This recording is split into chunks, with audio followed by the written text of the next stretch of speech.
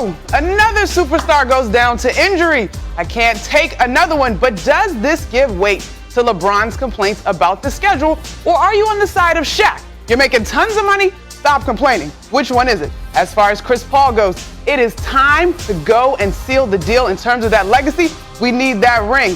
Plus, Ja Morant, Memphis Grizzlies, he's coming through. We're going to talk about that young team. And you know, I picked them to beat the Warriors. Don't forget, I was the only analyst that did that. Oh yeah, Perk did it too. He's also here. Me, Perk, Charlie, we're getting after it on First Take. Let's go, y'all. The news tonight that Trae Young is out. And Giannis is grabbing toward his left knee area. Oh my, the Eastern Conference Finals may see a gigantic turning point here.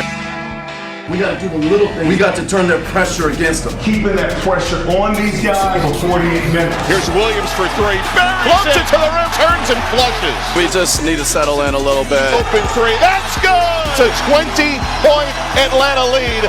Oh my, it's Atlanta's night. It was one of those nights. Everybody played with confidence. We were super confident, man. That's what it's all about.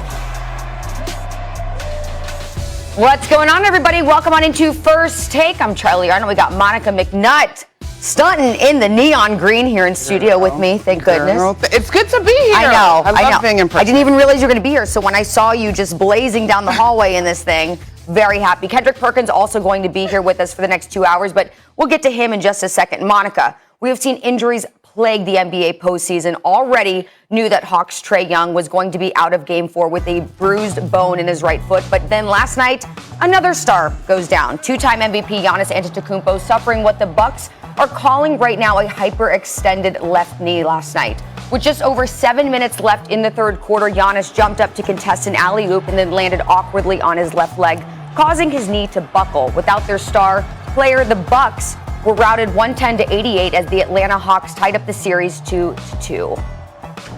He's in the locker room with the guys and just addressed the group and,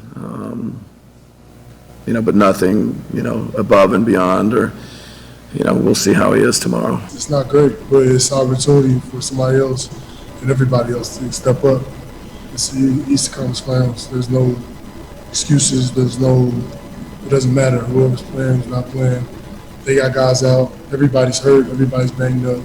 Everybody has injuries. You got to fight through and win. It's really unfortunate. Giannis is going to undergo imaging today to determine the extent of his injury, but there is a good chance he could miss Game 5. So, Monica, which Buck is going to have to step up in Giannis' absence, should that be the case? Charlie, well, the honest answer is the entire unit has to step up. Anytime you lose a star, it is a replacement by collective. But I'm looking in particular at Drew Holiday and Lopez for me. When you look at the way things will shift, it now becomes Holiday as a playmaker and a scorer, and of course, Chris Middleton. To me, because the defense of the Hawks will no longer have to account for the way that Giannis feels the paint, and prior to his injury last night, we saw the way that they were forming that wall and protecting the paint. You're now going to need some of your role players to be in position to knock down shots when Middleton creates, when Holiday attacks. And so to me, that's Brook Lopez. We could go down the list, really. That also includes Connaughton, that includes Tucker, guys that are willing to hit shots when the defense can now adjust to send more than one body to either Holiday or to Middleton. And so this is going to be an interesting test for this Bucks squad. We have a interesting example that we just saw in terms of what the Hawks were able to do without Trae Young. I know I'm following the score on my phone. I had a flight last night. Get off the flight. And I'm like, wait a minute. The Hawks beat the Bucks without Trae Young?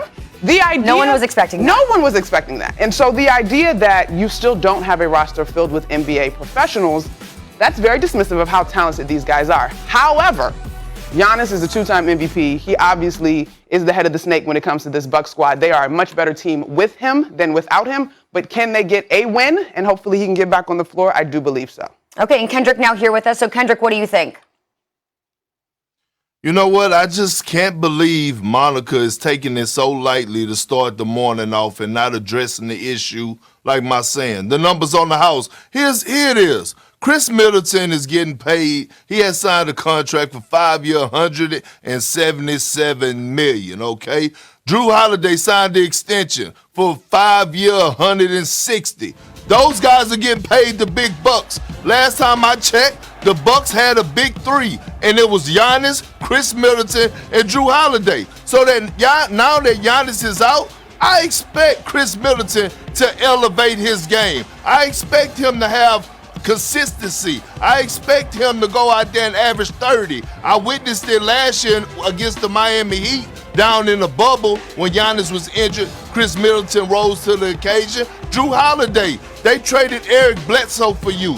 You're the common denominator. They gave you a contract extension. You were told this is the guy that's supposed to move the needle. Now that Giannis is hurt, I'm putting all the ownership on those two guys to elevate their game and get them past this Atlanta Hawks team, especially with an injured Trae Young.